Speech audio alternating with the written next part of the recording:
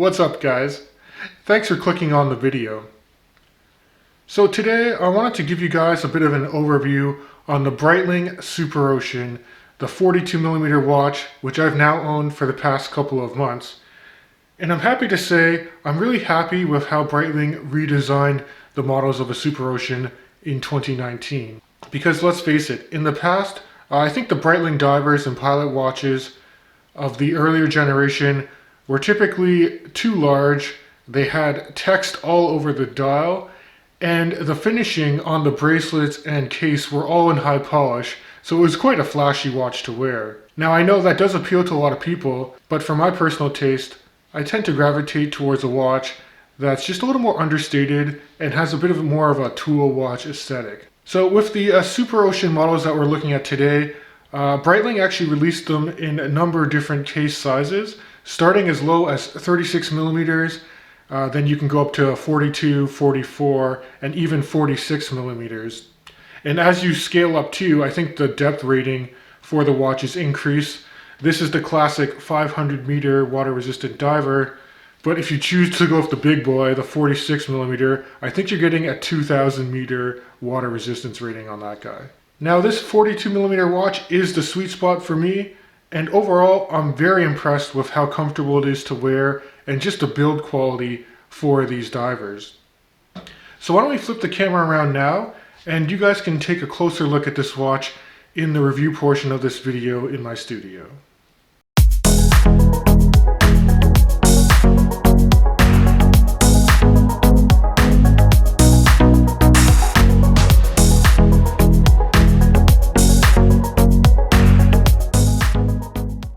Alright guys, let's take a closer look at the Breitling SuperOcean 42.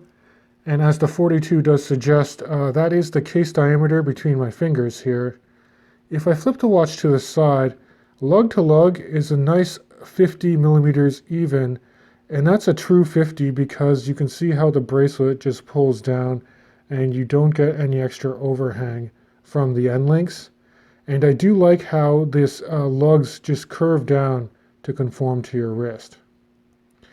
Now case thickness is 13.5mm, and a couple millimeters of that is actually to this gorgeous sapphire crystal that's double domed and has anti-reflective treatment on both the top and underside, which gives you these beautiful viewing angles and make the dial extremely legible. And then finally, the lug opening here for the supplied OEM bracelet, it's 20mm, tapers down to about 18 before you get to the Breitling clasp. Now, of course, you can also purchase a rubber strap option for this watch, and you can get it in different colorways, as you saw on the website. But this current layout with the white dial, blue accents on the bezel, and the supplied Breitling bracelet is my favorite configuration of the bunch. Now I do want to say I really like Breitling's restrained approach to the layout for the dial for the 2019 SuperOceans. It did away with a lot of the additional Arabic text, like the military time inside the applied indices, and now you just have tri-Arabics. You got 12, 6, and 9 applied on the dial. You got simple batons for the other hour markers, and in place of a 3 o'clock Arabic numeral, you have a date aperture, which, if I had a small critique, I wish they made the cutout to the date a little bit bigger with bigger printing for the actual date. Some other nice features of a dial, I love how they did the Breitling logo in silver applique. Some people might have commented on the forums that it might be white gold, but it's definitely a nice feature to have at a watch at this price tier. And then closer to the 6 o'clock, you just have SuperOcean written in cursive, chronometer underneath that with the 500-meter depth rating. Now I like that Breitling stuck with the traditional broadsword style hands, and that pop of red on the tip of a seconds hand is really nice. You can see how the seconds hand extends all the way out to the chapter ring there. And you get some nice dimension too, because that chapter ring is raised slightly above the periphery of the dial, and you have your running minutes around that for easy timekeeping. Now, legibility on this dial is phenomenal, in part due to the sapphire crystal, but also to the bordered blue around the applied markers and handset, And there's tons of real estate on these hands and markers for luminova application. So I'll throw up a low light shot now because this watch glows like a torch in the dark. Breitling uses a large application of Swiss superluminova that's very evenly applied on all of the surfaces, including the luminous pearl on the bezel there. I'm not sure if this is like a C3 or an X1 formulation, but I was very impressed with the longevity of a lume, and it rivals many other dive watches in this price segment. Now in general, I'm also a big fan of how Breitling does their bezels, because it's not just friction fitted on, they actually drop it on and then they screw it into place with tiny screws at different intervals along the bezel. So it's a captive bezel insert that won't just pop off due to friction. The knurling on it is extremely nice for this coin edge style bezel. It's a steel insert, and then they have a diamond-like coating or a DLC coating inlaid into the bezel in blue. And that's an upgrade from older models, which I believe might have just had this insert filled with vulcanized rubber. DLC is harder and more scratch resistant, and the action on this bezel is phenomenal. It's a 120 click unidirectional bezel, and you can just grip it and rip it. And you can just feel each detent. It's very reassuring, quite audible, and there is no backplay whatsoever on this bezel, and the alignment on it is fantastic. So the dial does say that this is a chronometer grade automatic movement in the watch. Breitling calls it their B17 caliber. It's better known as the ETA 2824-2 in chronometer grade. That means it's adjusted in 5 positions to keep time with a deviation of no greater than -4 to +6 seconds per day. And anecdotally, I was a little bit surprised because for this watch, it's near the top of that tolerance. On average, it does pick up +6 seconds per day. Now that being said, this ETA movement is a tried and true workhorse. Your downstream service costs will be a lot less having a base ETA movement, although at this price tier it would have been nice if they utilized some of the in-house movements that they borrowed from Tudor in the past, like their caliber MT5612, I believe. That movement is actually in my Tudor Pelagos, and it has a 70-hour power reserve, and the accuracy is a lot better as well. So maybe moving forward, they would consider doing it in the SuperOcean. I know that they actually put this Tudor movement in the SuperOcean Heritage 2s, which are a little bit more expensive, and the thickness is a little bit thicker as well. So not a deal breaker by any means. Just want you guys to be aware when you see the Breitling 17 caliber, it's the ETA based movement.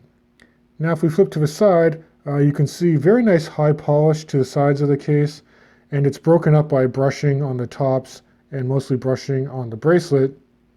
The crown itself is an extremely nice size, oversized, knurled very well, has multiple gaskets, and just like an ETA-based movement, you can manually wind it once it's unscrewed.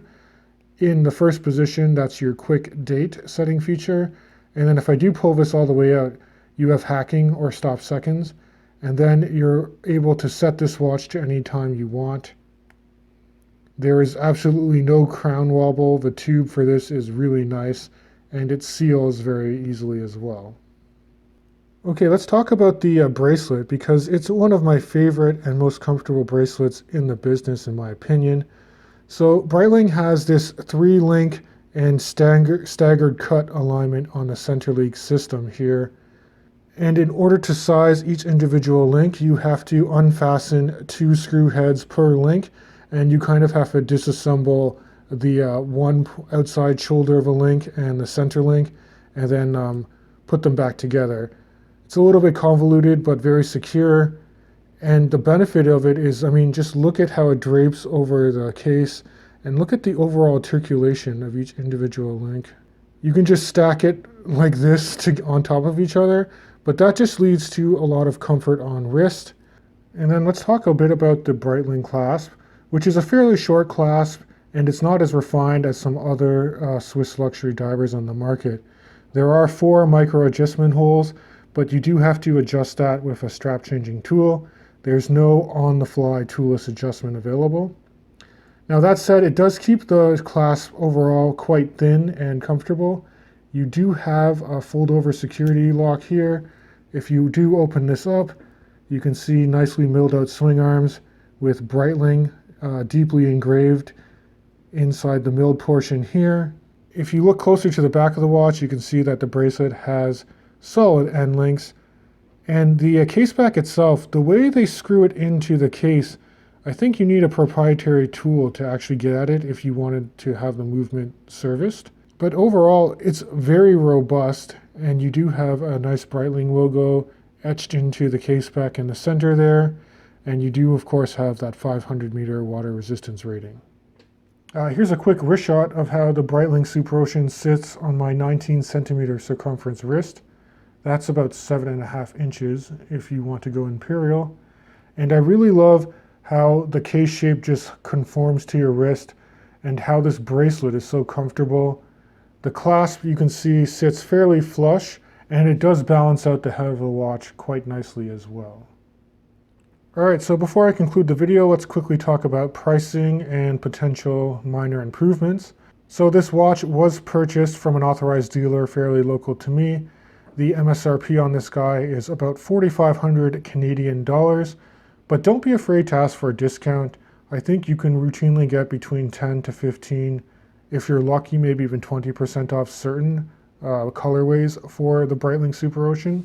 And I think that's important because at this price tier, you're getting into a lot of other competition from other luxury dive manufacturers. I think one comparison a lot of people will make is against Tudor, and maybe not against the Pelagos because that's a little bit more expensive, but maybe against their Black Bay Heritage line.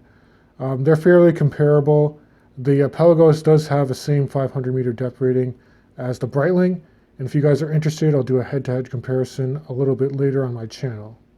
I mean, you could also look at other alternatives like the new Oris Aquis that's been released. And even brands like out of Germany, I am getting in a Zinn U50 that has a 500-meter depth rating and similar case dimensions as well.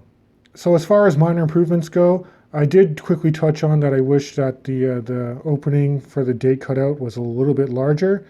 That, or that they should make a no-date version. I touched on the movement being in a base ETA 2824, and if I want to sell this watch like hotcakes, maybe consider borrowing one of the newer in-house movements from Tudor, like in the Black Bay 58, to keep this watch relatively thin and give it a much needed boost in power reserve. And lastly, I do wish that the clasp did have some form of toolless on-the-fly micro adjustment. I don't mind that it's a little bit shorter and thinner. It does keep the comfort there. But they definitely could refine this a little bit more in future iterations of the SuperOcean. But as always, guys, I want to know your thoughts on this watch in the description section of this video. I hope you guys are staying safe, and as always, I'll catch you guys in the next video.